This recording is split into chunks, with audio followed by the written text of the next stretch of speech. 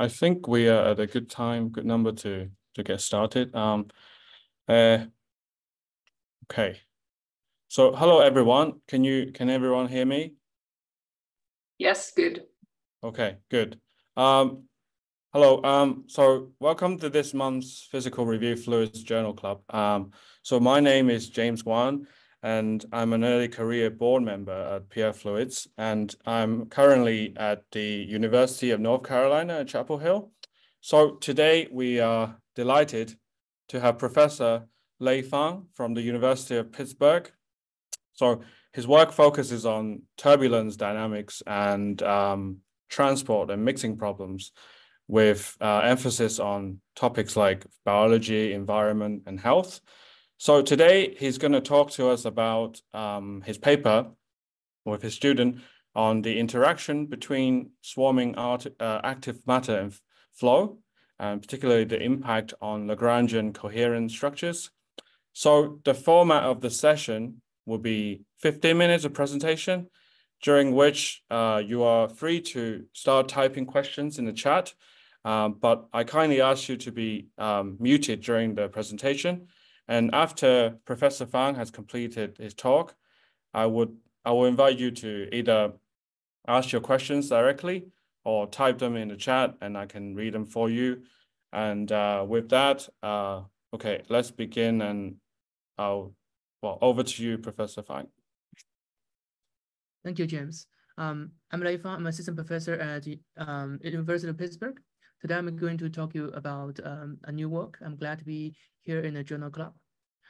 The topic is about swarming active matter and the flow, focusing on the impact on Lagrangian coherent structure.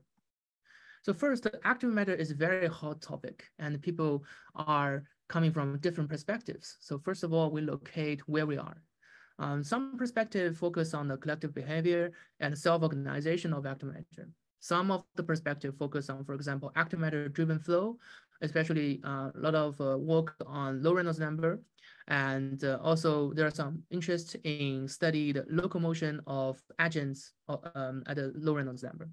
So our focus is generally at the intermediate Reynolds number for each agent in the active matter, and focus on the interaction with existing background flow. And so the interaction of active matter between the active matter and the flow is a big topic. So we focus on the impact from the active matter on Lagrangian coherent structure. So the motivation behind is generally about the biogenic mixing, biogenic flow. So a lot of swimmers in the ocean, they form a group and they are surrounded by background flow. So the interaction between them is the motivation of this work. So let's talk something about hyperbolic LCS. We will focus mainly on hyperbolic LCS in this work. So why? Hyperbolic LCS is a simpler reduced order way to describe the flow. Some people mention it as the skeleton of the flow. So hyperbolic LCS is considered also good for detecting transport barrier. We can see there are two figures in the bottom. So these are experimentally measured 2D flow.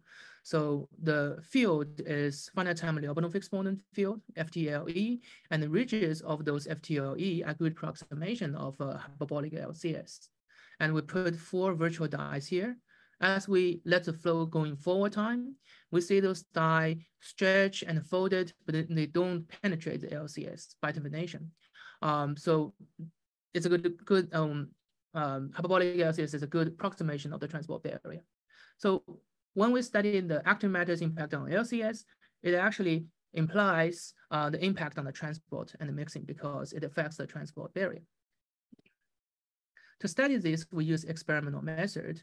So we use a quasi 2D flow, which is driven by Lorentz body force.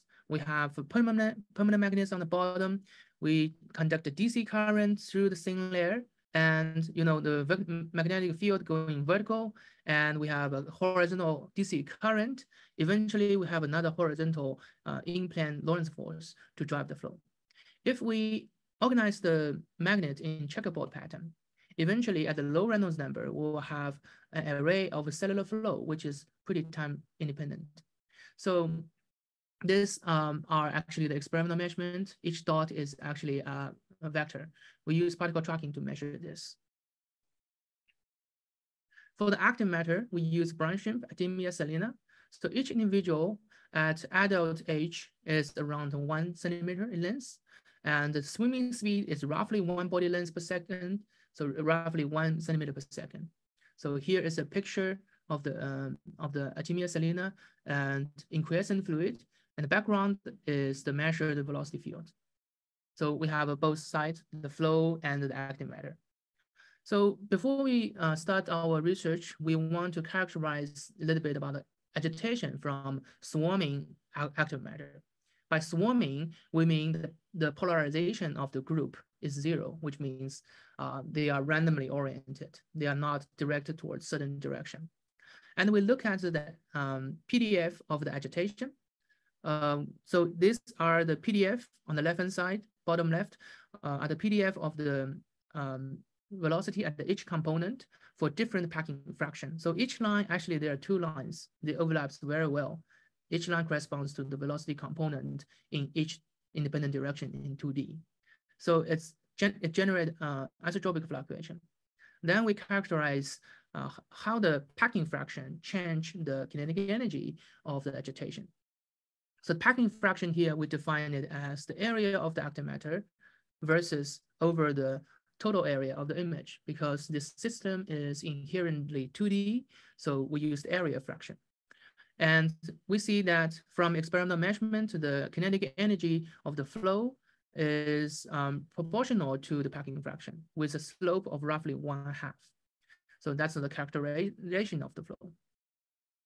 Characterization of the flow from the agitation from active matter. So here is give you some sense of the packing fraction. You see that these are very sparse one, roughly 0.01 to 0.08. So this is just to give you a sense of the packing fraction. To wrap up with the experimental setup, we use the single-layer electromagnetically driven flow to generate an array of eddies that is a pretty time independent at a lower Reynolds number.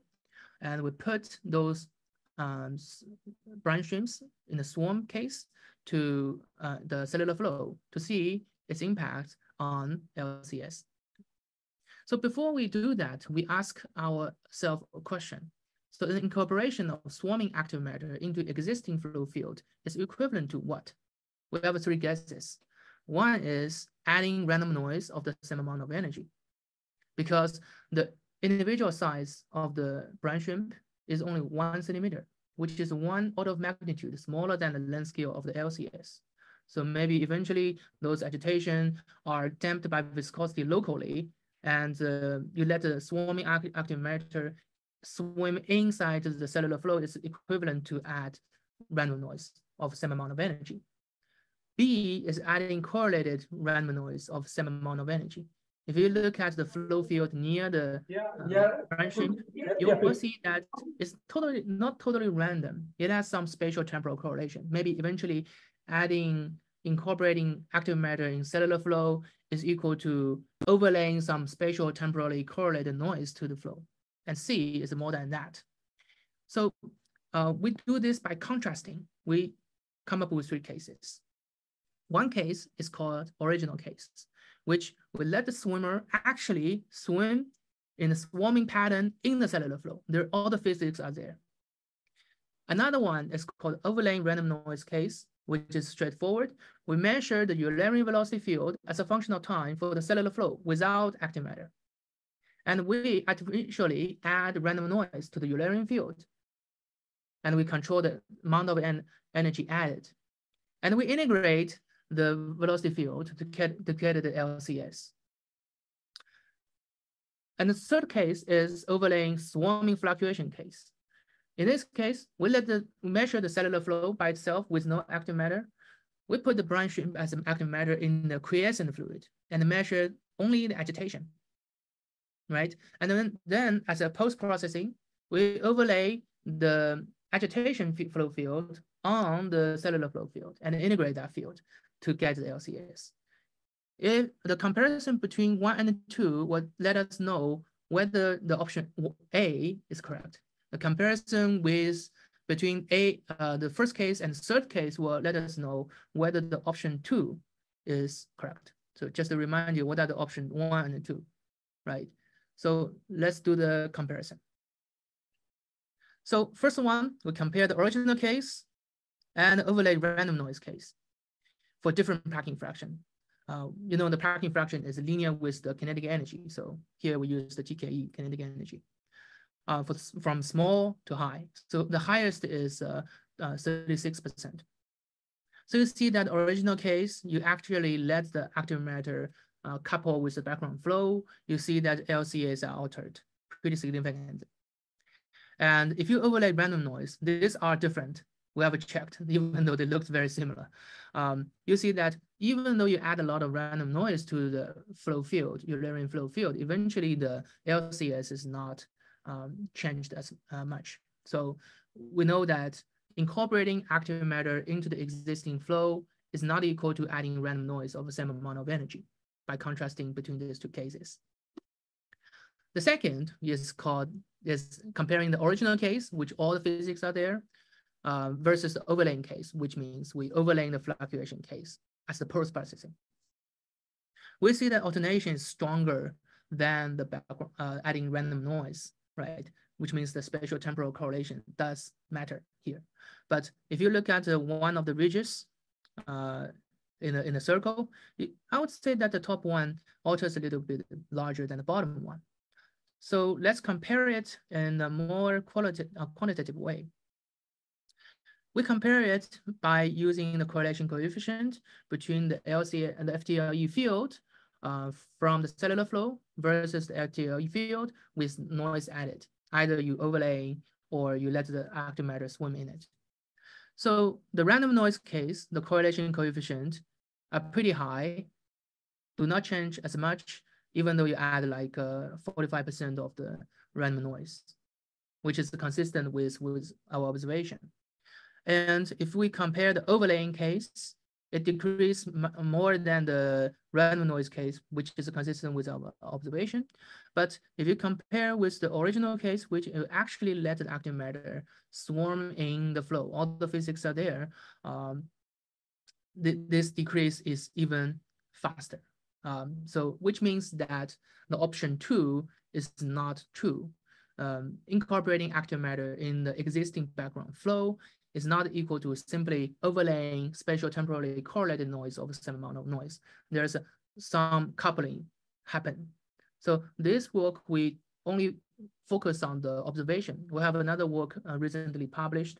We go all the way back to the Navier-Stokes equation and form the hypothesis to explain what is that actual coupling. Eventually, we find that the swimmer and the background flow orientation matters.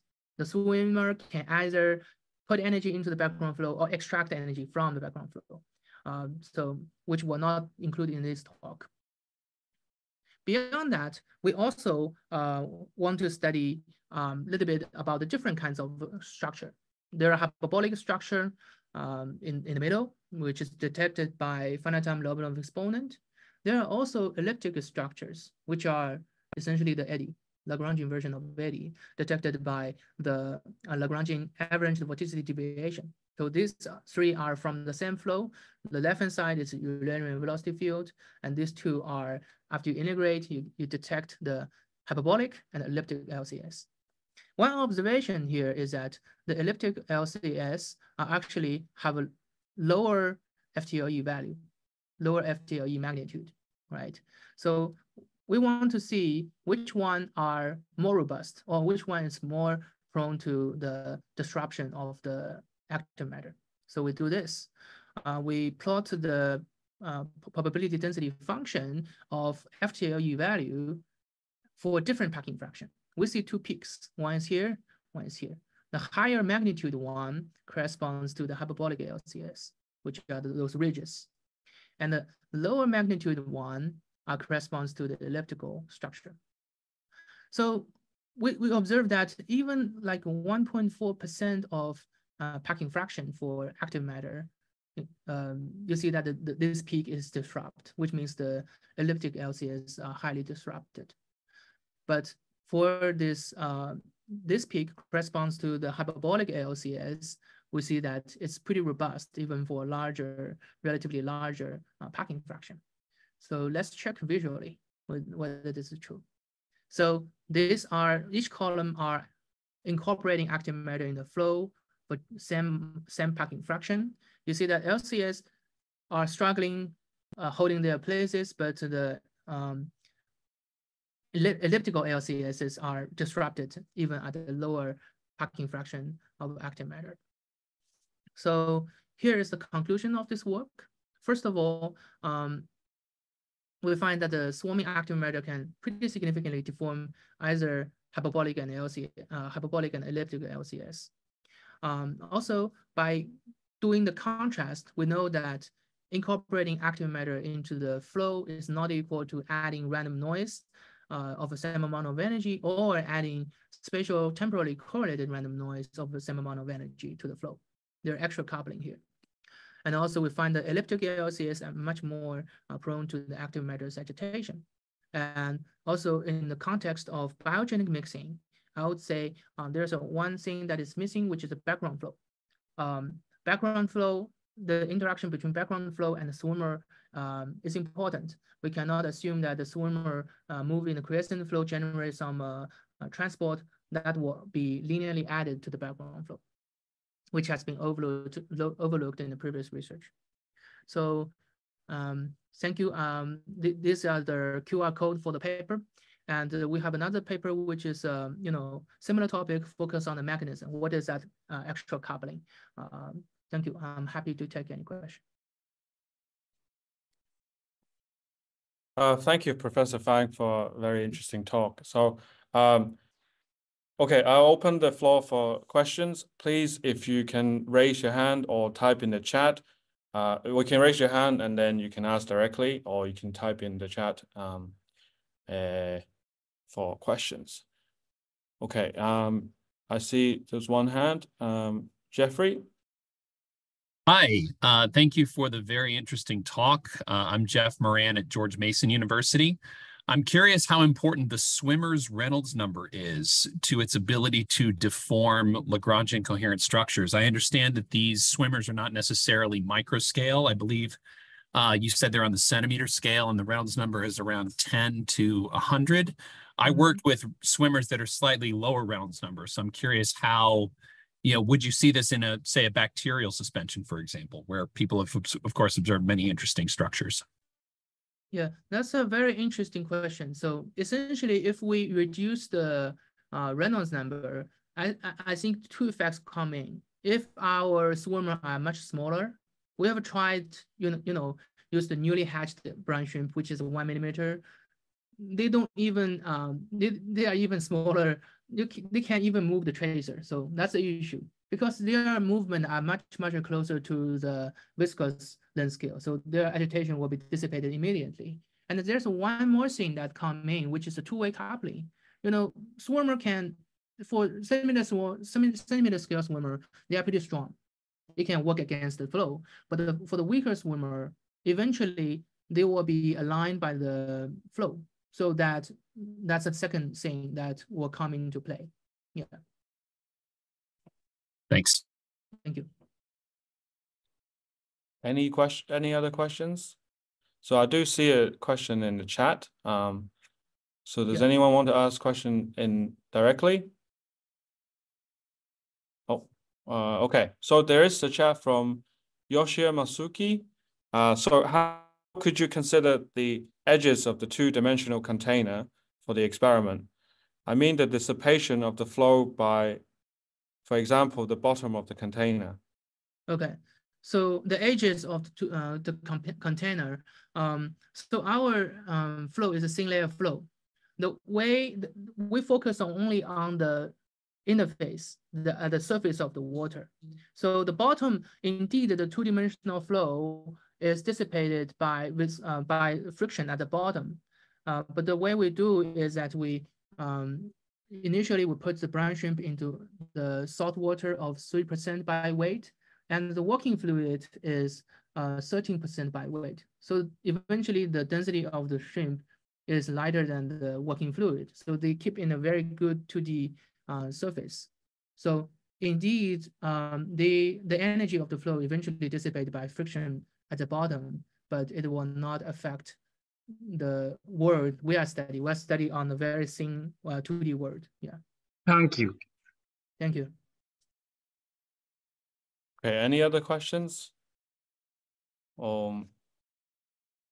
Okay, so there's a question from Vishal. Does the ratio of the cell size to active particle size matter? Yeah, I think this is an open question. So we want the way cell size essentially determines the length scale of the LCS. So here the length scale of the LCS is roughly 1 order of magnitude larger than the background flow. It's unclear. We can change the magnet pattern to study the different cell size so that eventually the LCS can be even a little closer to the 2 order of magnitude than this individual size. I'm not sure what will happen. That's a very good question. Yeah, I haven't studied that. So. Okay. Any other questions? If not, I actually have a couple of questions. Okay. So from the schematic, I see that the particles are they on the surface only, or are they? I guess they're embedded in the fluid also. So for the schematic, this particle are actually on the surface. So okay, right. The shrimp and the particle are all close to the surface. Yeah. Okay. So, and then my second question would be, so these kind of structures remind me what I've seen from, so people have sort of excited Faraday waves in these sort of like liquid tanks, and you may also see these vortices forming, and sometimes there's some what do you call this, energy cascade that. So these tiny vortices will form into larger vortices. Do you ever see like formation of larger structures because of the active swimmers, like sort of coherent structure? Sorry, Yeah. not the kind of coherent structure you're talking about, but like more like a larger. Bigger vortices. So in this 2D flow, we do not see it because we intentionally want to, compare those cases. So we keep the Reynolds number relatively low so that eventually the flow is very, very weakly time dependent. So if I ever tried to do some turbulent flow with this same device, I turn on the current, make the Reynolds number larger. We do see energy cascade, or at least the energy flux, because the scale separation is not that large. And so those will have those dynamics. But here we do not observe because the Reynolds number is relatively low. Yeah. Okay, thank you. Thank you. Does anyone have any other questions?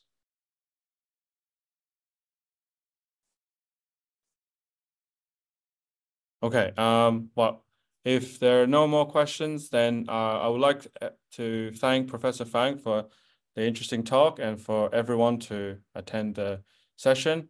And thank you for coming again, and we will see you in the next one. Okay, thank you very much. Thank you so much. Bye-bye.